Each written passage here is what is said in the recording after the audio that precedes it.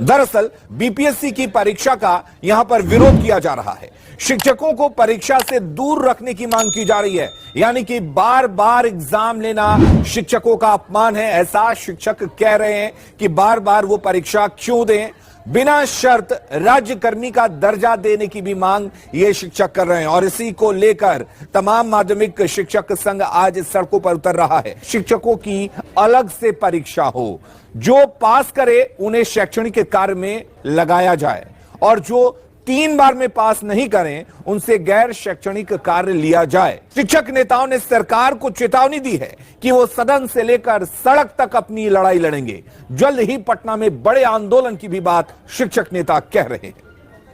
सेवा आयोग ने अध्यापक नियमावली के तहत वैकेंसी निकाली है, जो हम लोग को बिल्कुल भी मान्य नहीं है। हम लोग इसका कड़ा विरोध करते हैं और आने वाले समय में हम लोग अपना आंदोलन जो है उसको और तेज करेंगे। हम लोगों को कतई ये बर्दाश्त नहीं है कि आम अभ्यर्थी और नियोजित शिक्षक एक साथ बैठे हैं एग्जाम में। हम लोग इसका पुरजोर विरोध करेंगे, जितना हो सकेगा विरोध करेंगे। और हम लोग ये सरकार से मांग करते हैं कि बिना किसी शर्त राज्यकर्मी का दर्जा दिया जाए, अन्यथा की स्थिति में सड़क से लेके सदन से लेके न्यायालय तक की लड़ाई हम लोग लड़ेंगे। राज्य सरकार द्वारा देर रात में विज्ञापन जारी किया जाना यह साबित करता है कि बिहार के अंदर में लोकतंत्र नहीं रह गया है, बल्कि यहाँ से राजतंत्र की बू आ रही है। और माननीय मुख्यमंत्री जी, आप गफलत में मत रहिए, आपके अधिकारी आपको भरमा रहे हैं। हम पटना को शिक्षकों से पाट देंगे। बहुत जल्द हम 4 से 5 लाख लोग सड़कों पर उतरेंगे और इसकी सारी जवाबदेही आपके विभाग के अधिकारियों की होगी। आप परीक्षा का ताना बाना जो बुन रहे हैं, तो माननीय शिक्षा मंत्री जी, आप प्रोफेसर हैं, एक बार आप प्रोफेसर का फिर से एग्जाम देकर दिखा दीजिए और आप पास करके बता दीजिए। राज्य के मुख्य सचिव आमिर सुबहानी साहब हिंदुस्तान के यूपीएससी के टॉपर हैं, तो एक बार फिर से यूपीएससी की परीक्षा पास करके बता दीजिए। बिहार के तमाम नियोजित शिक्षकों को कोई गुरेज नहीं है, हम लोग फिर से परीक्षा में शामिल हो जाएंगे। वहीं आरजेडी, कांग्रेस और जेडीयू शिक्षकों को यह भरोसा दिलाने की कोशिश कर रहे हैं कि सरकार उनके हितों की रक्षा करेगी, जबकि बीजेपी शिक्षकों के बहाने इस सरकार पर निशाना साध रही है।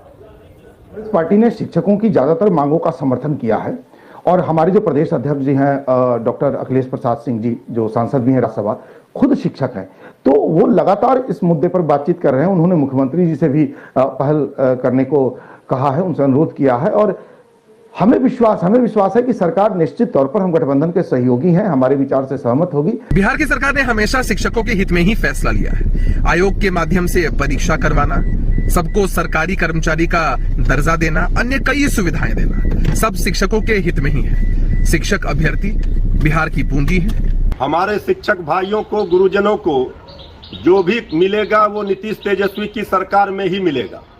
ये सरकार ही शिक्षकों की भलाई के लिए काम कर रही है। गुणवत्तापूर्ण शिक्षा के लिए कुछ निर्णय लिए गए हैं।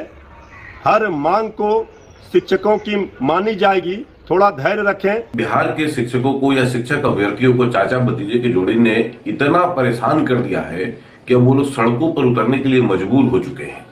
लगातार पिछले 10 महीने से झूठ बोल कर अलग अलग प्रकार के नियमावलियों को लेकर, अलग अलग प्रकार के विषयों को लेकर उनको अटकाने, भटकाने, लटकाने का प्रयास किया जा रहा है। पूर्ण सवाल है। और इसमें अगर आपने कांग्रेस का बयान सुना होगा तो उनका बयान एकदम नपा तुला है और उन्होंने ये भी माना कि अगर शिक्षक अभ्यर्थियों ने जो आंदोलन की बात कही है और जो नाराजगी जाहिर की है, उसको लेकर मुख्यमंत्री से भी बातचीत करेंगे।